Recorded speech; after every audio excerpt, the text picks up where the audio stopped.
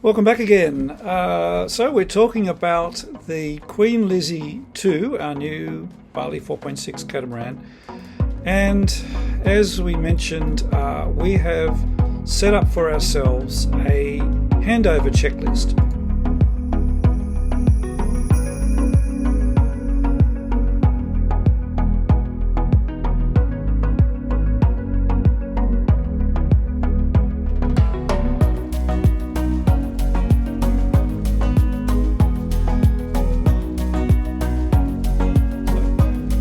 Those of you who haven't picked up a new boat before, and in fact this will be the first time we will physically have picked it up, our Queen Lizzy 1, the boat that I'm sitting on now, that actually was built in Tunisia, where the Bali's factory is, and then it was shipped to Australia. So a lot of the handover was done by Dream Yacht Charters, who are the agents for Bali. So we didn't do all of this ourselves. However, subsequent to it arriving, we certainly spent a lot of time testing everything, finding little things that don't work. That's probably the biggest surprise that we had. Is we kind of expected when you buy a new boat that it's new and everything is perfect.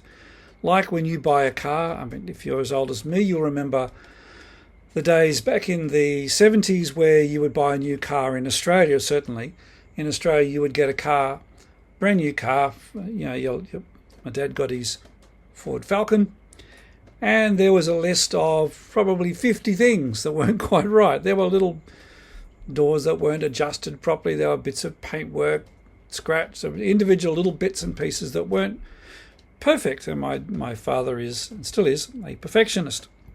I expect, but nowadays when you buy a new car, we have a nice little BMW, and it arrived, and it literally was perfect. There was not a single thing wrong with it that we could find. So we assume buying a new catamaran that you spend over $1 million on, $1 million Australian dollars on, you expect it, we thought, to be perfect. We now understand that isn't the case. With any production brand boat, there will be stuff that isn't quite right. A catamaran, particularly because it's got two of everything, is going to be more complex than a monohull. But a new boat is a more complex system than buying a house. Not only has it got a sail, not only has it got a float without water coming in through the many holes that are in the hull for various inlets for water. It's also got to keep the rainwater out, which is very difficult. It has plumbing systems, 240 volt systems, 12 volt systems, freshwater systems, saltwater systems, charging systems for solar and batteries. It's way more complex than a house, and if any of those things don't work, it's a bad day. So it's important to check all of those things. Now we have from Dream Yacht Charter, they have a standard checklist. We've gone online and found various checklists, but through the course of owning the Queen Lizzy 1, or the Queen Lizzy as she's now called, we learnt a lot about what things to look for beneath the surface to make sure that the boat is correct. So when you arrive at the port where your new boat is being delivered, they will give you up to sort of a week roughly to look at the boat. The boat at that point isn't technically yours. It still belongs to the factory, even though you've had to have paid for it in full. You have to check everything, note what needs to be fixed, and then you then sign over the boat to yourselves. From that point on, if something goes wrong, yes, you're still covered by warranty, but you've got to prove or show reasonably well that the bit that broke wasn't because you made a mistake and you broke it. So that's why it's important to test everything before that handover. So you've got a week to check all the boat, go through the checklist, tell them the things that aren't right, and hopefully they'll fix a lot of those major things almost immediately. Most of them are not things that will take weeks or months to fix. They're generally pretty quick things. They might need a new part, so it might be a problem with the chart plotter, so it needs a new chart plotter installed. Can be things like that. But it's important to check as much as you can before the boat is signed over to you, so it makes the repair process or the warranty process easier. Now, of course, they won't fix up everything in that first week. There might be some things that you say, look, we're happy if you fix them over the next month. Come back while we're still here and then fix them. But you've at least got to note them. So this checklist that we've created is for us to go through every part of the boat that we can think of, and to the best of our ability, check everything. If you'd like a copy of the spreadsheet, very happy to send it through to you. But what I'll just do is broadly go through the areas that we are considering when we do our checking, which will take us 2 or 3 days to check. Just have a sip of my coffee while we're going. So we will check, what are the engine hours to make sure that the engines are brand new, as they say. Now, of course, you need to know engine hours because you've got to get an engine service done on the Yanmar engines within 50 hours, or by 50 hours. The generator, the nanny generator, we're getting after 10 hours of running. So what are the things that we're going through? Well, we're going to go through the order form to make sure that everything we ordered on the order form is actually there. Make sure we have all the manuals for everything. Now, in our case, we'll be trying to download all of the electronic versions of these. But having the paper manuals means you can be absolutely certain what model of things it is that you're getting. There is a lot of things that we didn't know the brand of when we bought our current Bali 4.2. We didn't know the brand of water maker. We didn't know the brand of water heater. There was a bunch of stuff that we didn't know the brand of chain counter because that one had to be replaced. So getting as much of those manuals when the boat is first delivered is essential, so that you know the model that you've got, so that you can order spare parts and also fix things as they go wrong. So all the manuals. Then what I've done is broken the spreadsheet down into different areas of the boat. So in the galley, testing all of the water systems, fresh water, salt water, filtered water, testing the cooktop, testing to make sure that there are no gas leaks in the line between where the gas cylinder is and where the actual appliances are, where the oven and the gas stop are. In our case, we're adding the barbecue later on, so we'll test that later. Testing the dishwasher, testing the microwave, testing the fridge. The Bali has the fantastic advantage of having a full-size fridge, like a normal household fridge. But you still want to make sure that it all works, make sure that the water maker works on it, make sure the ice maker works, all of those things. Checking all of the safety equipment that it comes with. Some of those things will come standard, so all of the fire extinguishers, checking that they all work and are new and tested. For the salon, making sure everything works, all of the TV works, the garage door at the back opens up and down, all the cushions are correctly made, they all fit properly. So a lot of work to do there just in the salon. This will take 2 of us probably a couple of days to go through in detail.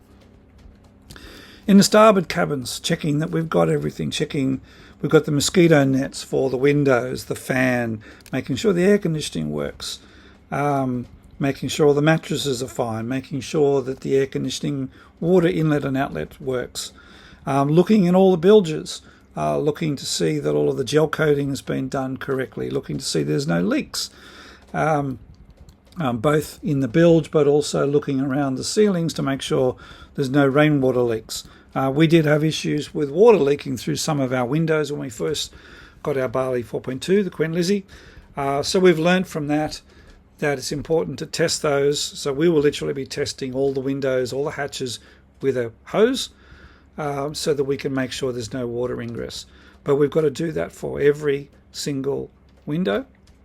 For the owner's cabin, making sure in our bathroom, making sure the washing machine works. We're getting a washing machine, all of the USB sockets, all of the power points, the GPOs, all they work.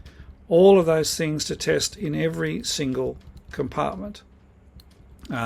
Similarly in the stairs, making sure that the emergency hatches works, that the locking bar is there, that there's no leaks, checking the bilge area. And similarly, same sort of testing for the guest cabins. So we're going for an owner's cabin and two guest cabins on the other side. So making sure all the heads work, making sure all the showers work, everything, all the sinks drain, all the showers drain, the sump works. Making sure everything works, looking inside every panel, looking inside every bilge to make sure everything's working properly.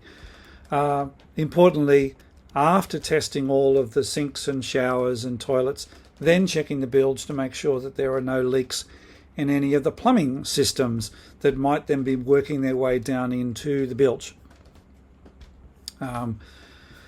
System side of things, making sure that all of the water tanks and fuel tanks fill correctly and the sensors correctly show the level, that you haven't got a faulty sensor maybe on the water tank or on the fuel tank, so that it's not registering the height or the level of that it's filled. Filling up the water tank, filling up the fuel tank to make sure the breather hole works, so that as you take water or fuel out of the tanks, that air can come back in to adjust for that. Making sure all the bilge pumps work, making sure that they come on automatically. So testing by pouring some water in and testing that they actually automatically come on and take the water out. Checking all the anchoring systems, all of the existing, the windlass, the snubber, all the buttons on the remotes up at the helm station, making sure all of those things work. The Bali has a lot of cushions. We have cushions all over our front deck, which is fantastic, but they've got to make sure they're all okay. Checking all the nav lights, all the drains, all the deck lights. Again, checking all of the four peaks, making sure that the hatches don't leak. In some cases, they have lights or fans in them as well, so making sure they all work. Testing all the batteries, testing the generator to make sure it works. The other thing is making sure we test all of our electrical systems when they're plugged into shore power. Also separately, a complete new test when we're running the generator, and then a complete new test when we are not running the generator or on shore power. Because in those cases, you've got different electronic systems being used. We made that mistake with the Queen Lizzy. We didn't test everything, and we found on our initial voyage some things we couldn't get operational, even though we switched the generator on. Some of that might have just been we didn't know where the main switches were to switch over things. Circuit breakers might have been tripped. But knowing that everything works electronically in those three separate scenarios, on the dock plugged into shore power, out at sea with the generator running, and thirdly, just completely off-grid, running off your batteries. So all those systems. The sails. Now look, I'm sure if you're seeing this, you'll find a bunch of things that I haven't thought to check. But we're already up to like 500 odd items to check. So this is a way more extensive list than any list that I have currently seen.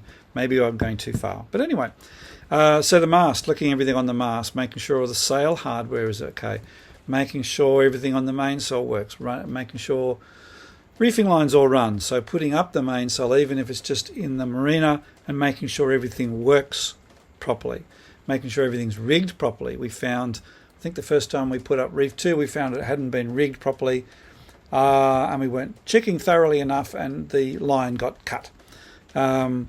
So just things that we have learnt. If we tested those earlier, it would have just made life a whole lot easier for us down the track. Same thing for the jib, checking all of the running rigging to make sure that it all works properly. The code 0, same thing. We're going with the standard code 0 from the factory, so making sure all that works. We are adding a parasailer, but that'll be rigged separately after we've done the handover.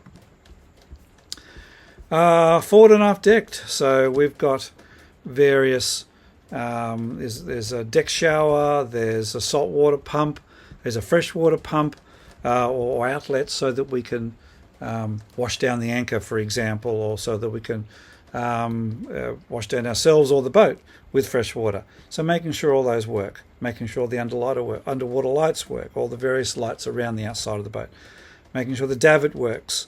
In our cases, we're getting electronic davit, so making sure that works, making sure all the rails are installed, all the Allen key screws are tight, all of those things are put on properly.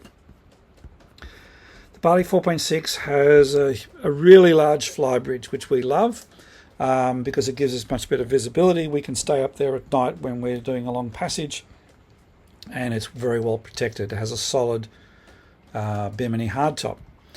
So it's a big boat, but we need to make sure, again, everything works up there. So all the nav lights, all of the various lighting systems, sound systems, the chain counter, the ship's compass, making sure that the Raymarine compass is set correctly and is working correctly, so your autopilot works. Checking the tables work. Making sure everything runs in the flybridge.